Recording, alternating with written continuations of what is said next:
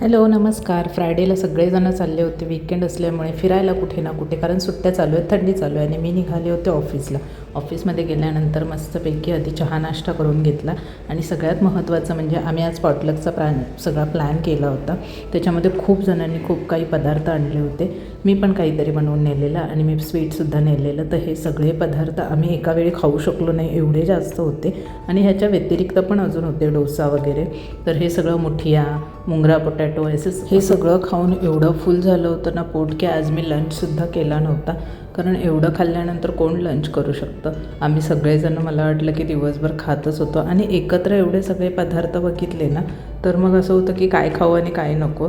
तर मग असा मस्तपैकी माझा फ्रायडेचा दिवस गेला होता. त्यानंतर मी घरी पोहोचले आणि स्ट्रॉबेरीचा सीझन आला आहे, तर मिल्कशेक तर बनवलाच पाहिजे म्हणून मस्तपैकी सगळ्या स्ट्रॉबेरीज आधी वॉश करून घेतल्या.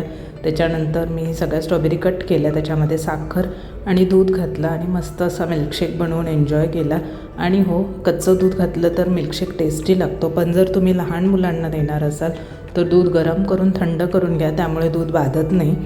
कच्चं दूध शक्यतो लहान मुलांना बाधतं म्हणून. चला तर मग चॅनलवर नवीन असाल तर सबस्क्राईब करून घ्या. आणि हो, स्ट्रॉबेरीचं सीझन आलं आहे, तर लवकरात लवकर स्ट्रॉबेरी मिल्कशेक बनवून तुम्ही पण एन्जॉय करा. भेटूयात नेक्स्ट व्लॉगमध्ये. तोपर्यंत बाय.